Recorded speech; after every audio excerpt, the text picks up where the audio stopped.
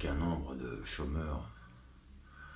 qu'on nous dit maîtriser, qu'on nous dit baisser, est-ce que est-ce qu'un autre système pourrait être mis en place et qui résoudrait les problèmes du chômage que l'on connaît en France? Quelle organisation pourrait être mise en place dans l'intérêt des travailleurs pour, pour permettre à ce que chacun dans la société puisse ce qu'on appelle encore travailler dans le pays. Peut-être que pour beaucoup, l'abolition du salariat paraît quelque chose de complètement stupide, mais ont-ils réfléchi à ce qu'était la richesse dans le système du capital tel qu'il est aujourd'hui? Ont-ils réfléchi à ce qu'était la ressource dans nos sociétés ce modèle de pensée unique et qui confisque du temps à chacun afin d'exploiter de la ressource qui peut être perçue comme la matière première qui crée une richesse. Et cette richesse qui arrive dans les poches de ceux qui s'arrogent le droit d'être les représentants de chacun.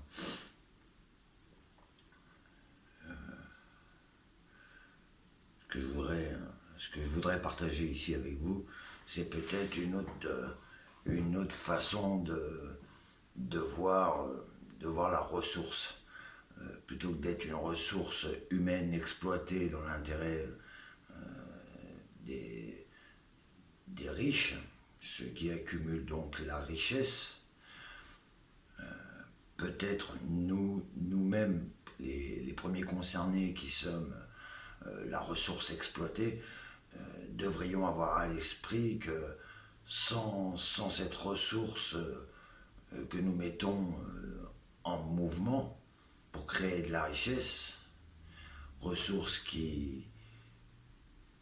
du coup est louée à du patronat qui va la transformer avec notre consentement en richesse, qui va lui accumuler en accaparant et en confisquant une part de votre ressource pour pouvoir créer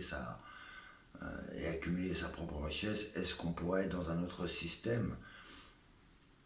être maître de la ressource qu'on apporte? Est-ce que dans l'organisation sociale d'aujourd'hui, on peut dire que les communes qui dirigent exploitent les ressources dans l'intérêt du bien commun? Je crois que non. Ils exploitent surtout la richesse qu'on leur permet de nous confisquer, de nous l'échanger contre un salaire, donc transformer notre ressource humaine en richesse pour pouvoir nous redistribuer une part infime de la richesse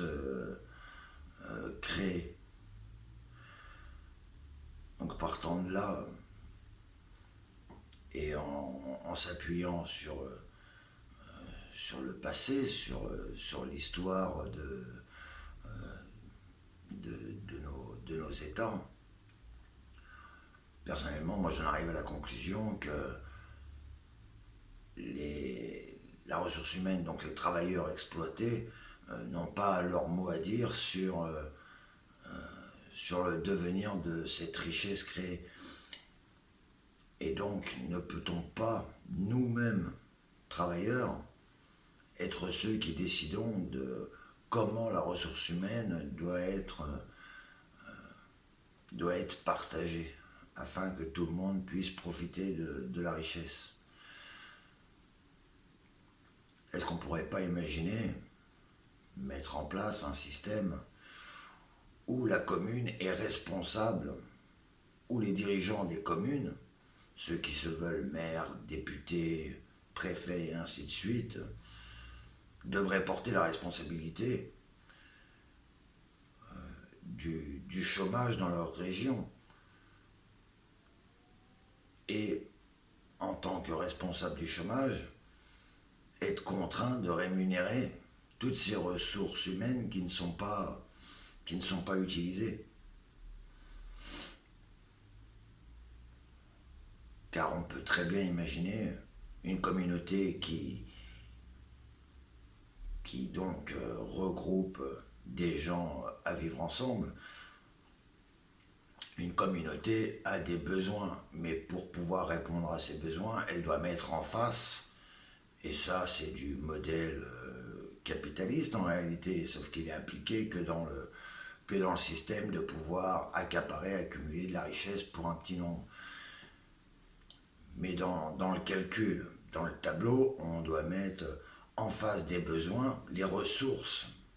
à utiliser afin de répondre au mieux à ses besoins. Donc dans une communauté qui a des besoins matériels, qui peuvent être des besoins primaires ou besoins secondaires,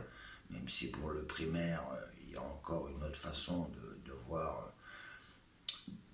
voir comment permettre à ce que chacun en ait accès, mais bon, c'est plus des principes que je développe dans les autres vidéos. Là, je voudrais surtout m'attarder sur peut-être une autre façon connue déjà de nos élites de longue date et qui ont tout fait pour supprimer cette technique d'utiliser les ressources humaines dans l'intérêt commun pour justement nous amener à vendre notre savoir-faire et l'exploiter dans leur seul intérêt et en ayant en conscience que leur modèle d'exploitation allait créer du chômage, ce qui rentre encore là dans leur intérêt de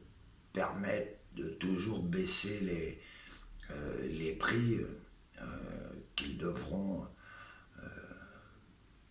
verser en salaire à ceux qui échangent leur savoir-faire contre un salaire. Mais dans le travail, la ressource qui est mise en action et qui crée la richesse est un savoir-faire de l'humain, un savoir-faire appris dans le métier de chacun. Et ces savoir-faire qui donc répondent à des besoins de la communauté devraient pouvoir être utilisés dans l'intérêt de tous et de sortir de ce modèle du capitalisme où on loue notre savoir-faire pour créer une richesse qui nous est confisquée. Et donc, si on changeait notre façon de regarder la mise en action des savoir-faire pour répondre aux besoins de la communauté, on pourrait facilement mettre en place un système qui permette à chacun qui possède un savoir-faire, donc qui possède un métier, d'avoir une rémunération qui lui soit accordée en échange de son savoir-faire et en échange de mettre en action ce savoir-faire pour le bien de la communauté.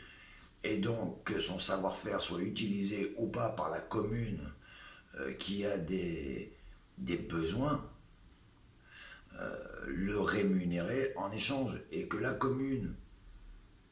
décide ou pas d'utiliser le savoir-faire de l'individu, soit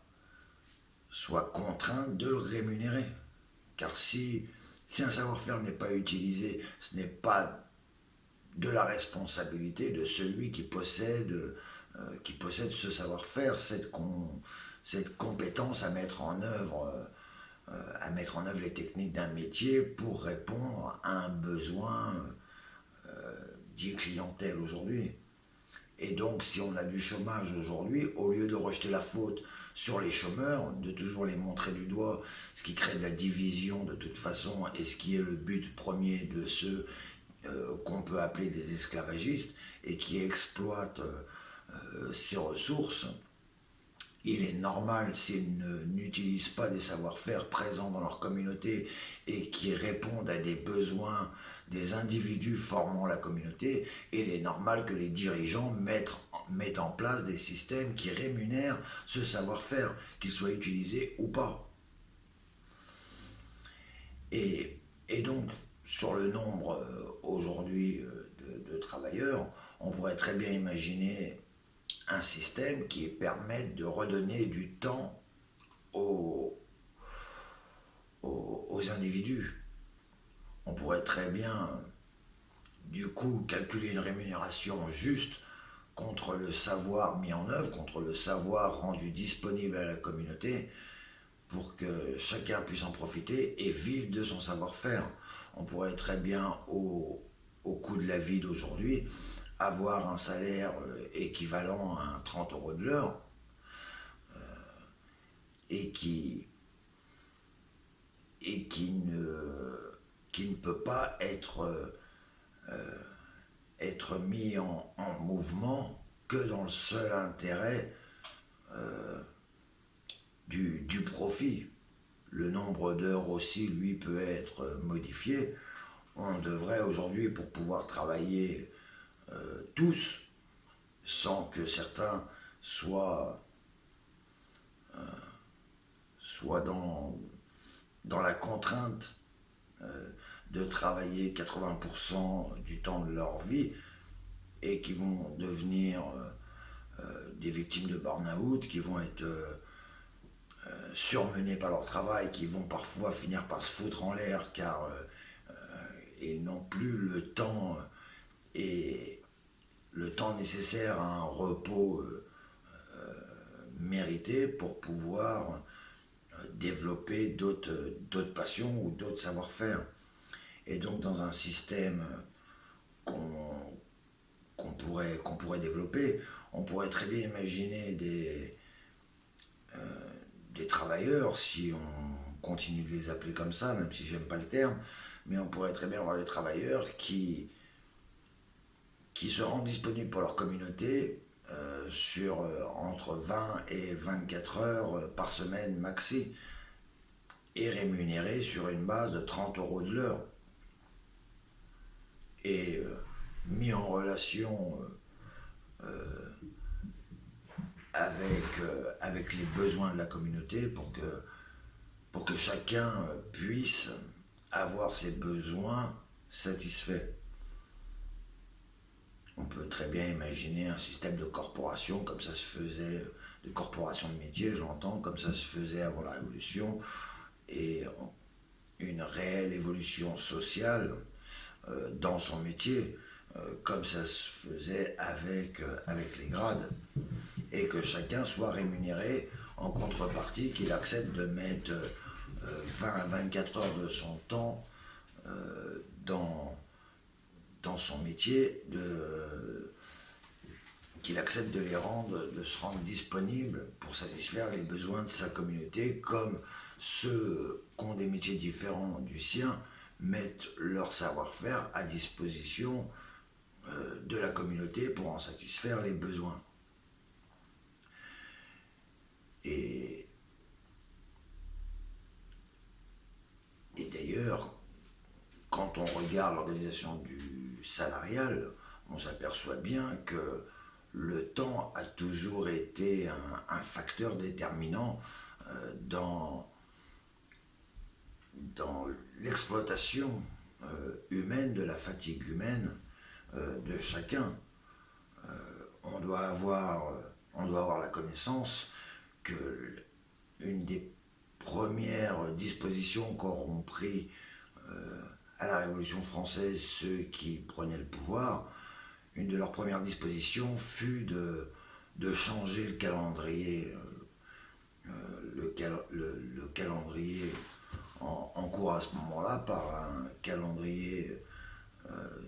dit révolutionnaire, calendrier républicain, et qui prévoyait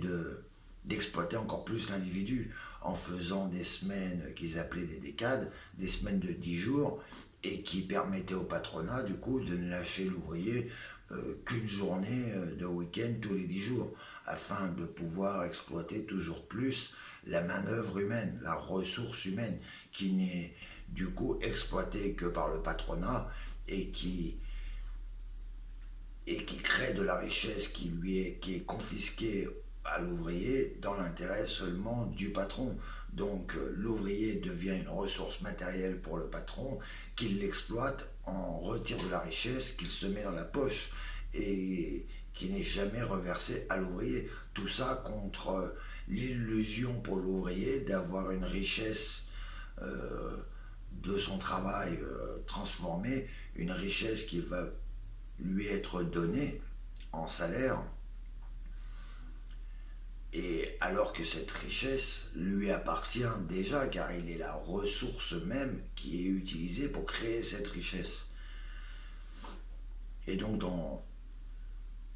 une organisation qui me paraîtrait, moi, de mon point de vue, peut-être je me trompe, mais idéal, euh, déjà dans le partage du travail, en travaillant des semaines de 20 à 24 heures, avec un minimum de taux horaire calculé, même si ce n'est pas l'heure qui est rémunérée, mais le savoir-faire qui est rémunéré, le savoir-faire rendu disponible à la communauté qui est rémunéré, quel que soit en réalité le nombre d'heures effectuées, qui devient la responsabilité de la commune à gérer les besoins et de mettre en face les ressources pour pouvoir satisfaire les besoins de la communauté. Et donc en partant un petit peu sur les logiques de calcul d'aujourd'hui, je m'en suis j'en suis venu à me dire bon, bah, qu'un 30 euros de l'heure, en réalité, avec le coût de la vie d'aujourd'hui, serait un salaire, assurerait un salaire, une rémunération minimale pour tous les travailleurs, pour tous les individus, et qui assurerait un salaire en moyenne de un petit peu moins de 2 900 € par mois au jour d'aujourd'hui. Ça ne me paraît pas excessif dans un sens et dans l'autre. Et pour avoir justement la certitude d'avoir du temps pour soi et une rémunération qui permet de faire ce qu'on veut de son temps libre, on peut très bien imaginer une, une répartition du temps de travail, du temps de partage de son savoir-faire sur des journées de travail qui dépassent pas les 5 heures dans un cadre idéal. Avoir le lundi et le mardi où vous travaillez 2 fois 5 heures, donc 10 heures, une journée de repos le mercredi pour pouvoir s'occuper de ses gamins, de s'occuper de sa famille, de s'occuper des tâches personnelles ou d'avoir du temps pour développer d'autres savoir-faire ou d'autres passions pour celui qui aime la pêche, la chasse ou peu importe, le jardinage, d'avoir du temps pour lui qui ne soit pas consacré qu'au travail et de reprendre sa semaine de travail le jeudi, le vendredi dans les mêmes conditions avec 5 heures par jour maximum, ce qui ferait des semaines à 20 heures multiplié par 4, bon, 4 semaines par mois, et je reviendrai dessus d'ailleurs, 4 semaines par mois qui assurent donc un salaire suffisant pour vivre. Et, et pour éviter que le travailleur ait du temps qui lui soit confisqué dans l'intérêt de ceux qui organisent les besoins, on devrait pouvoir, comme ils se sont permis de le faire à la Révolution française en créant des décades, bah, recréer un calendrier du travailleur qui permette d'avoir des semaines qui sont et des mois qui sont toujours équilibrés. Ne pas avoir des mois à 4 semaines et demie, d'autres à un peu moins, et au bout du compte d'avoir un salaire fixe sur le mois et de se faire niquer quelque part encore plus par l'application d'un calendrier qui ne correspond pas à ce que devrait être l'organisation du partage de la tâche et du temps de travail. Donc il serait facile en plus de pouvoir réfléchir à un autre calendrier en s'appuyant sur un calendrier lunaire. La Lune a des cycles qui sont fixes. On a des mois lunaires à 28 jours, on doit s'appuyer là-dessus. Après, ceux qui sont tout de suite dans l'immédiateté de la réaction vont répondre: ah bah oui mais non, ça va pas aller, il va manquer des jours à l'année. Mais qu'est-ce qui empêche de rajouter un mois à notre calendrier pour être pile poil sur retomber sur nos pattes par rapport aux années et au calendrier solaire. Donc à cela je leur réponds: multiplie 28 par 13 et tu verras, tu tombes sur 364 jours. Donc le problème en réalité de dire qu'on ne peut pas faire des années avec le calendrier lunaire, en réalité ceux qui ne réfléchissent pas et qui sont dans l'immédiateté de leur réponse et sans raisonner, qui diront: bah non, 28 jours ça peut pas le faire sur 12 mois, parce qu'ils partent sur une base 12 mois. Mais avec un calendrier lunaire à 28 jours sur 13 mois, faites le calcul, vous verrez qu'on retombe sur nos pattes. Et l'avantage, sur 13 mois, donc sur 13 mois de travail à 20 heures par semaine, ça fait une base annuelle au jour d'aujourd'hui assez confortable pour que chacun puisse vivre du partage de son savoir-faire sans que son savoir-faire devienne une charge exploitée par d'autres et qui au bout du compte font péter un câble aux travailleurs qui dans les jours d'aujourd'hui et la concurrence donc du chômage sont toujours obligés de tirer leurs salaires vers le bas et de supporter toujours plus d'abus du patronat. Alors que en ayant une organisation où les régions sont responsables du chômage, la région est contrainte de rémunérer tout le monde, euh, en échange du partage de son travail. Et si le travail n'est pas suffisamment partagé, c'est la faute donc de la commune qui n'utilise pas tous les savoir-faire présents dans sa commune et donc qu'elle rémunère pour payer sa faute l'individu qui se retrouverait sans pouvoir partager son savoir-faire, plutôt que ça soit l'ouvrier qui soit tenu responsable, se faire traiter de feignant parce qu'il ne travaille pas, les mentalités vis-à-vis du travail changeraient automatiquement. Et de laisser donc du temps à chacun pour vivre. Et donc, sur un calendrier de 13 mois, de 28 jours, avoir une durée de travail sur l'année sur 10 mois pour laisser suffisamment de temps de congé, de repos à poser comme l'ouvrier l'entend, et de pouvoir profiter donc de sa vie tout en participant en tant que ressource, participer à la vie de sa communauté et que chacun puisse vivre dignement de son savoir-faire et que chacun ait les besoins de l'humain qui soient comblés. Et après, il y aurait plein. Il faudrait faire peut-être une vidéo d'1 heure pour en développer les grands principes, mais dans l'idée, moi, ce que j'en vois, les grands principes sont ceux-là: d'avoir un temps de travail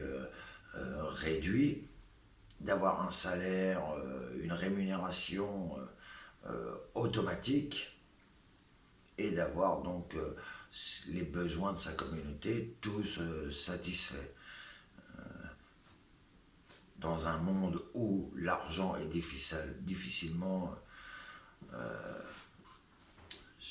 supprimable, on est obligé d'avoir cette notion pour les échanges, les besoins secondaires, d'une rémunération, même si on pourrait imaginer un système où l'argent serait aboli. Pour simplifier les échanges, l'argent reste quelque chose, la monnaie reste quelque chose de pratique, c'est sûr. Donc même si dans les grands principes évoqués par Marx, dans l'abolition du salariat, il y a l'abolition de l'argent. Euh, le capitalisme qui a mis plus de 300 ans à se mettre en place dans sa forme définitive ne pourra pas s'écrouler comme ça en un claquement de doigts. Mais aux travailleurs d'imposer leurs conditions et d'imposer l'organisation pour pouvoir mettre en mouvement les ressources et créer de la richesse commune que chacun pourrait voir y être partagé en fonction des besoins qu'il a dans sa communauté. L'électricien fait ses heures d'électricien pour les besoins de la communauté. Le maçon, pareil. Les mecs qui font de l'isolation, en ce moment, ils ne manqueraient pas de boulot. Et ceux qui en ont besoin, il y aurait accès automatiquement. Parce que la commune, qui a intérêt pour des économies d'énergie, d'avoir les habitations construites dans sa région, d'isoler, les besoins seraient mis en relation avec les ressources disponibles et tout le monde pourrait avoir une maison isolée. À le dire, peut-être que ça passe au-dessus de certains. Quand on en évoque la possibilité avec certains, il y a deux types de réponses en général. Il y a, il y a celui qui s'en fout, qui va vous envoyer chier, mais ça c'est encore une troisième réponse d'imbécile. Mais sinon, j'ai entendu la réflexion des gens en exposant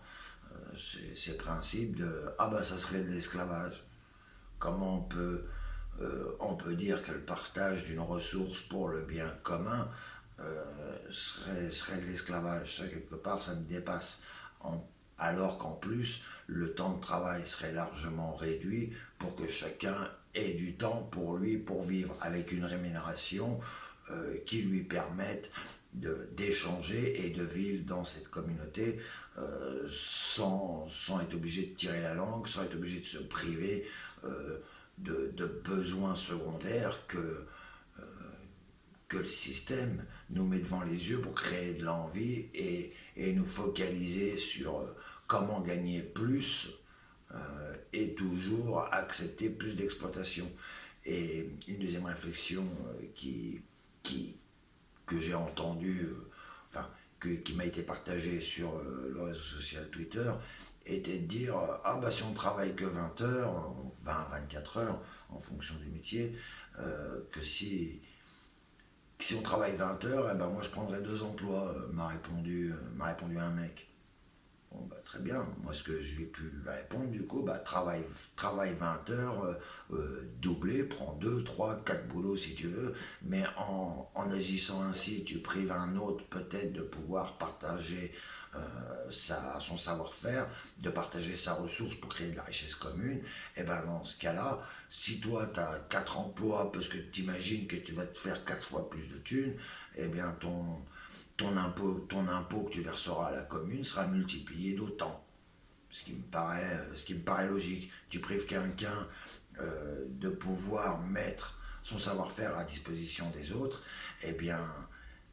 prends-toi les 4 boulots, mais tu as 3 de tes métiers qui ne seront pas forcément rémunérés et qui serviront à rémunérer ceux que t'empêches de travailler. Voilà, c'est pas plus compliqué que ça.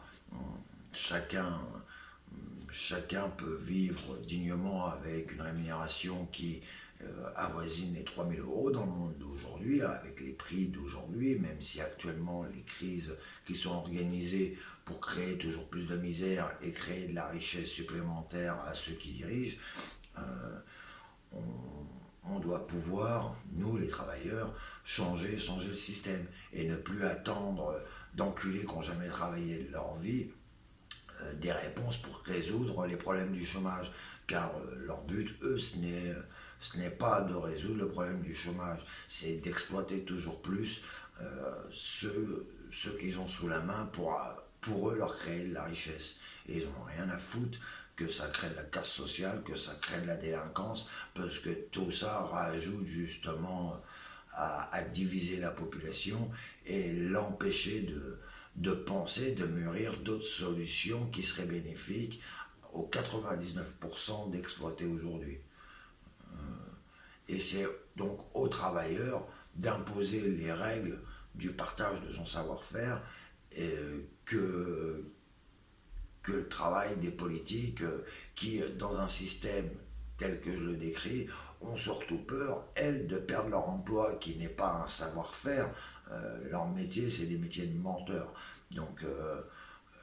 eux, ils ont surtout la crainte que dans un système tel que je le décris, leur compétence, qui n'est qu'un savoir-être, soit du coup rendue inutile et les oblige à développer un savoir-faire. Ces abrutis dégénérés qui sont incapables de rien faire de leur dix doigts ont surtout peur de se retrouver en bas de la pyramide qu'ils ont mis des siècles à monter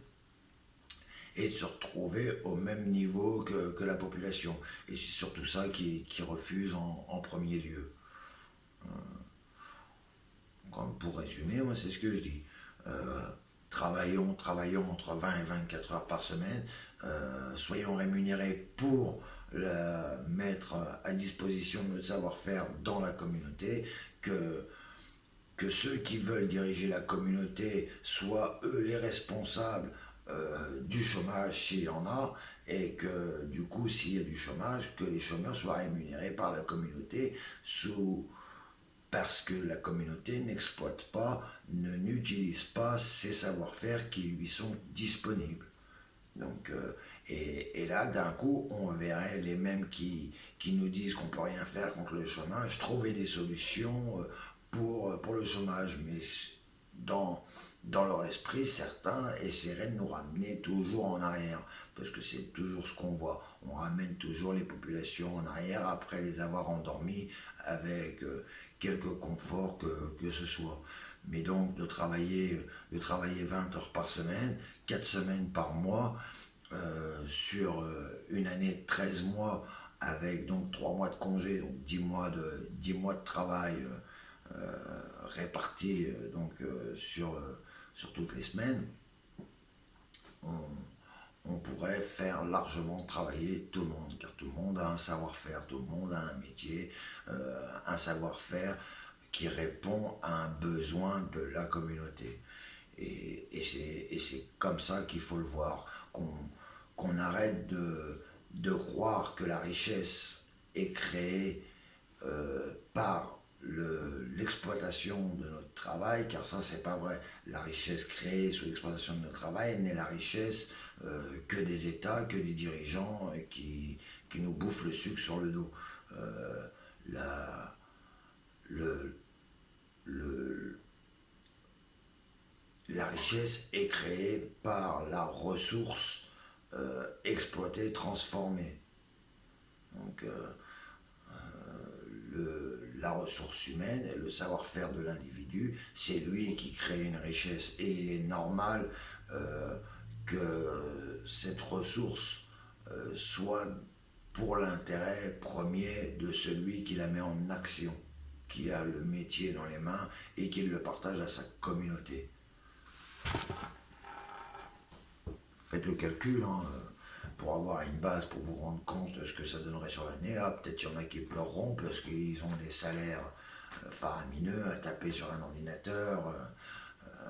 et à organiser l'exploitation qu'on les travaille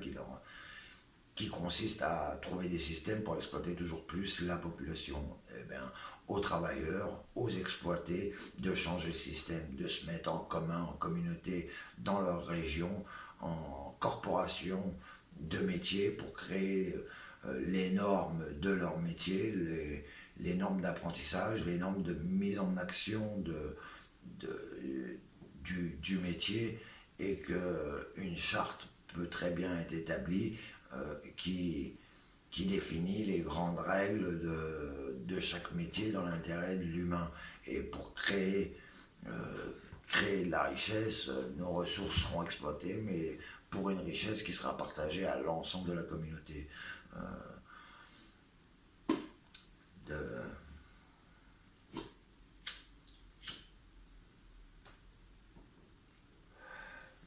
Arrêtons de nous faire nous embrouiller, de nous faire endormir par des diagnostics repris maintes et maintes fois, même sur les réseaux sociaux, et, et allons vers des solutions qui sont de l'intérêt de tous. Réglons le problème de la pénibilité en, en mettant en place donc un nombre d'heures maxi qui ne devrait pas pouvoir être dépassé,